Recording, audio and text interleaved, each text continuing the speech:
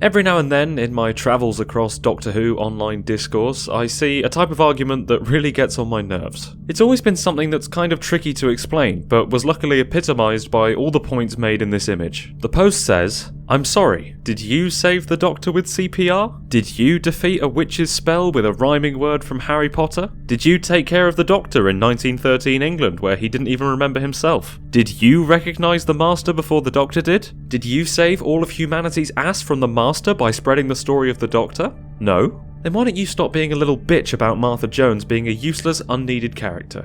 And then there's a gif of Martha and she says, "I am good." Now this may be one of the stupidest things I've ever read. Let me start by saying I love Martha Jones. I think she's a really interesting and unique companion. She might even be my favourite from the Russell T Davies era. I think she's funny, I love how smart she is, and I appreciate that she refuses to put up with any bullshit. I do not love her because she saved the Doctor with CPR. I do not think she's a good character because she walked around the world and spread the word of the Doctor. Sure, these are all cool things to happen, but basing an assessment of a character's quality on their in-universe actions is insane to me. I can't quite wrap my head around this person's line of thinking. I can't criticise a character if I haven't done what they've done. Can I not criticise the Absorbaloff if I'm not a sexy alien from Clom? Is the Brigadier immune to all comment from anyone who hasn't committed war crimes? Is it impossible for us to criticise Tasha Lem if we're not...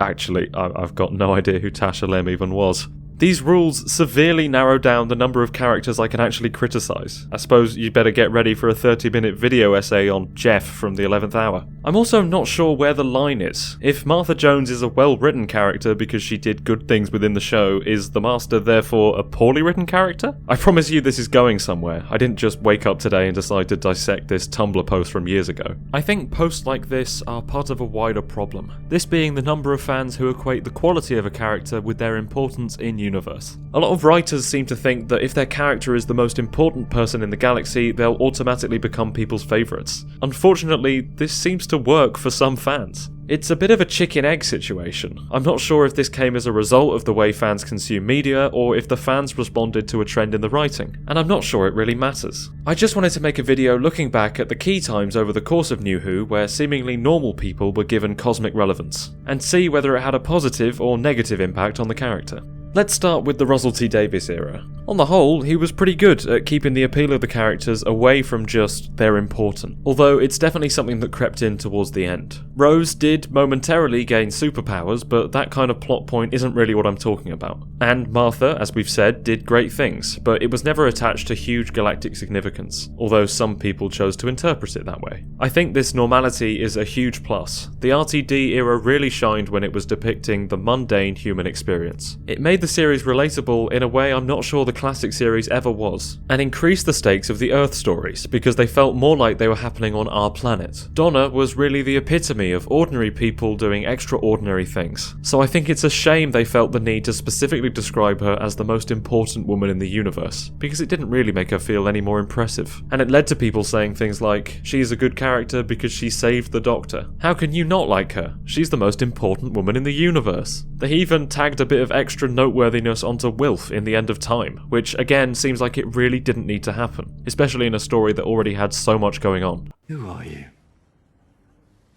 I'm Wilfred Mott. No, but people have waited hundreds of years to find me, and then you manage it in a couple of hours. Well, I'm just lucky, I suppose. Oh, we keep on meeting Wilf, over and over again, like something's still connecting us. If anything, adding a vague and unresolved mystery to his character does nothing but detract from how delightfully authentic he feels. The reason Wilfred is one of the best companions is because Bernard Cribbins brings such a believable life to the role. He feels like someone you know in the real world, so it's annoying that they decided to put him behind a barrier of magic and destiny. I think giving a character this kind of magnitude is a guaranteed way of distancing them from the audience, and when companions are so often a vessel for the viewer, this separation is an issue. But my complaints about this era seem rather tame when you compare them to what followed. As unnecessary as I think these additions to Donna and Wilf's characters are, they don't really ruin them. When someone mentions their names, these aren't the first things you think about. The same, unfortunately, cannot be said for every character. Moffat, God love him, was the worst for this. Or he used to be. Everyone had to have a special name in his era. The Girl Who Waited, The Last Centurion, The Impossible Astronaut, The Impossible Girl. I know that the major vibes his era was going for were that of a fairy tale, tale, as I said in my Twice Upon a Time video, but the unrelenting mystical naming convention felt a bit much. It's yet another barrier between the characters and the audience. I personally don't really know anyone in real life with a fairy tale nickname, so it's hard to relate. It felt like every week we'd meet someone who was the bestest and most vital person to have ever existed. In hindsight, maybe that's not fair, but the feeling didn't come from nowhere. There may have only been a few culprits, but they were very major. River's song, by her very nature, absolutely dominates the Doctor's life. She is immediately thrown into this incredible position of being his wife, someone he trusts with his name. I would argue that this is less like Moffat needing a quick way to make a character interesting and more like him taking an insane risk. If people hadn't responded well to her, it would have been quite hard to backtrack. But as if that original importance wasn't enough, he took it a step further and made her this prophesized being whose sole purpose was the destruction of the Doctor, and topped it off by giving her the ability to regenerate.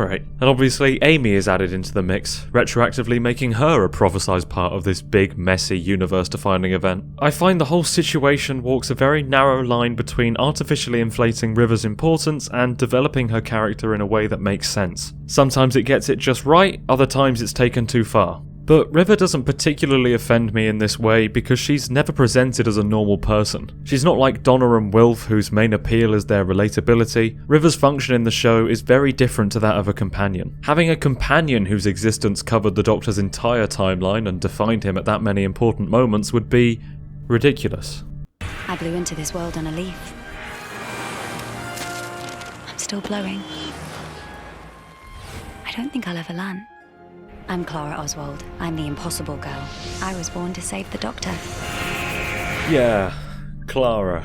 She's probably the weirdest one when it comes to fan perception. I know I used the example of Martha earlier, but I think Clara fans are the biggest culprit when it comes to equating the quality of her actions with the quality of her character. I think this is partially due to the nature of 2013 fan discourse. That era was probably when Doctor Who Tumblr was at its height, and there was a culture of fans hyperbolically defending the parts of the show they loved, including posts like this. But to an extent, it is also a fault of the writing. Clara's importance is incomparable. I think she's a good character overall, but in Series 7 she really feels like a mystery first and a person second. The main reason Moffat seems to want us to find her interesting is because she's the impossible girl. She found the Doctor's phone number, she was a Dalek, she was a Victorian, she didn't make any sense, and that was supposed to be enough. The majority of the other characterization was brought by Jenna Coleman's performance. I hate to say it, but the constantly inflating relevance she had to the entire history of the show was pretty much all she had going for her for a while. You may disagree. I know a lot of people love her in Series 7 and find her more grating later on, but I'm of the opinion that she only really started working after they resolved the Impossible Girl arc. It just felt like such a hollow, desperate attempt by Stephen Moffat to get us invested in her, but I think the emphasis on why she mattered vastly overshadowed the reasons we should care. The cynic in me feels like Moffat was trying to leave as large an impact on canon as he could, and Clara Oswald was his vessel. She inspired the Doctor as a child, told him to pick the right TARDIS, and saved the lives of every previous incarnation.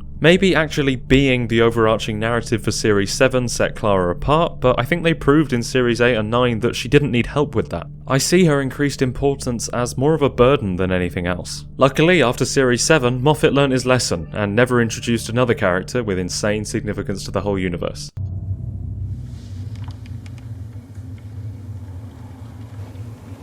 You? What took you so long, old man?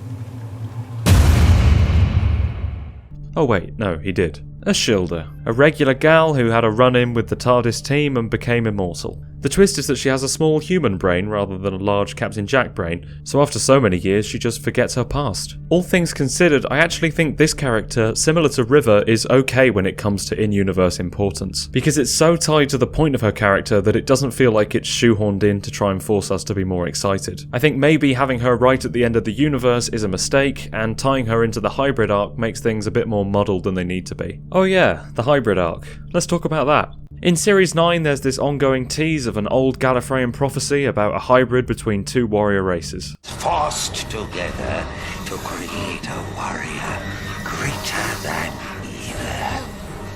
A threat to all of time and space. Throughout the series, the Doctor encounters an astonishing number of scenarios and people that could be described as a hybrid between two great warrior races, and it seems to be building towards a big reveal. There's a suggestion that the Doctor was so afraid of the part he might play in the creation of the hybrid that he ran away from Gallifrey, and this is something I'm not fond of. I think anything that tampers with the original idea of the Doctor abandoning his stuffy home planet for a chance to travel the universe is a mistake. And in Heaven Sent, the Doctor announces that the hybrid is in fact him. A hybrid destined to conquer Gallifrey and stand in its ruins.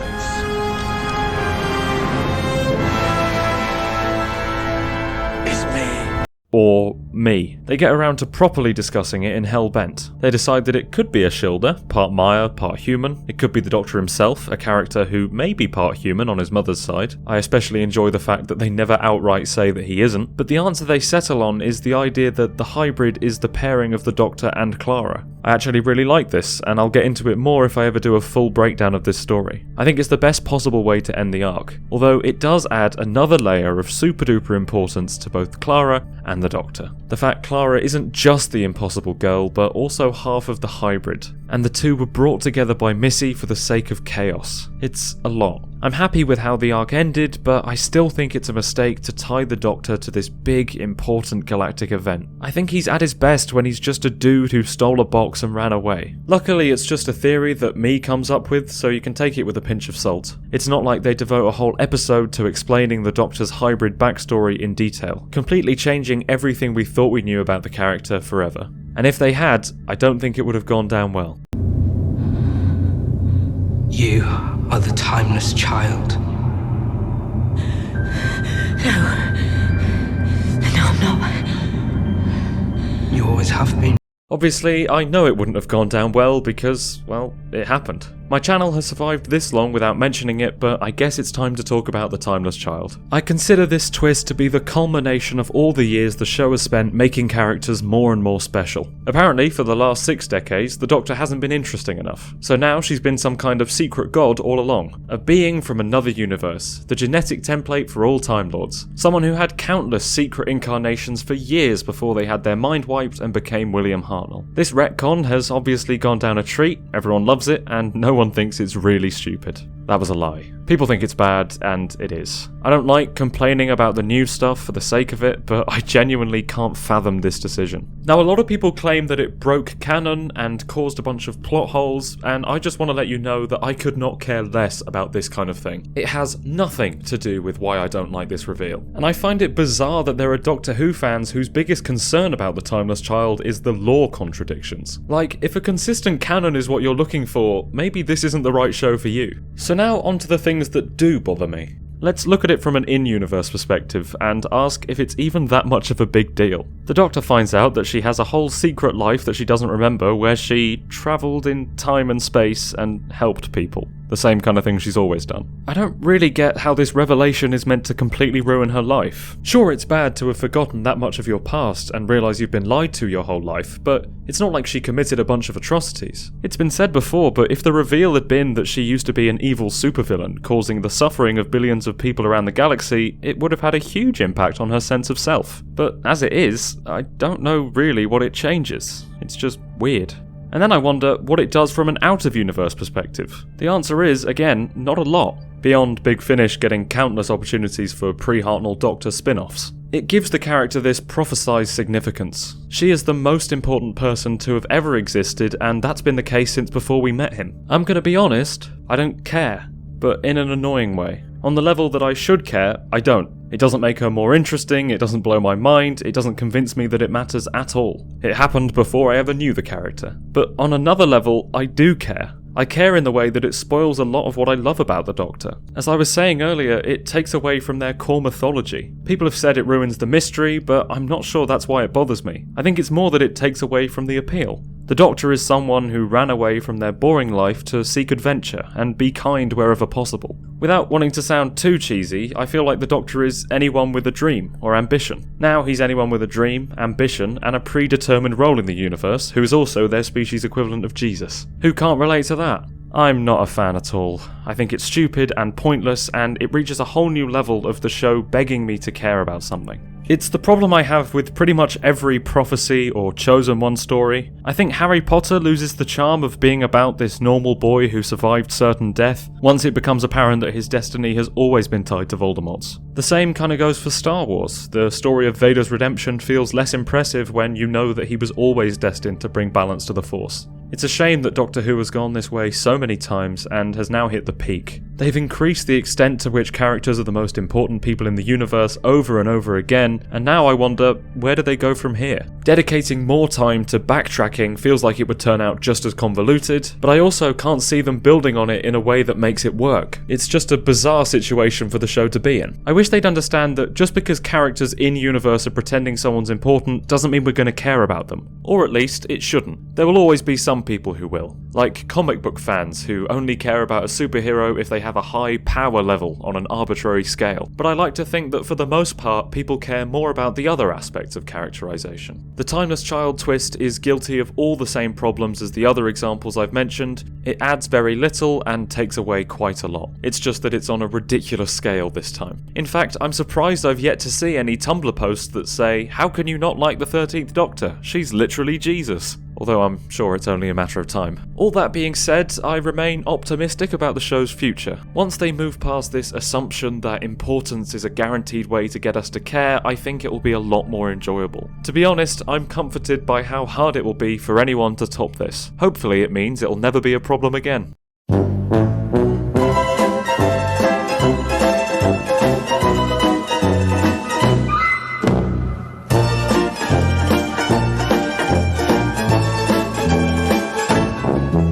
Thank you for watching and listening to my mad ramblings about this show. I hope you enjoyed it. Remember to like if you did. Let me know in the comments whether you think this is an issue or if I'm just making a huge fuss about nothing. I'm really sorry this video came out a bit late. I had a lot going on and I wanted to take the time to make a video I was proud of rather than rushing something out for a deadline. I won't promise when the next video will release because then I'll feel worse if I'm late, but I'm always working on something even if it takes a while. Just know that it's coming. Love you lots.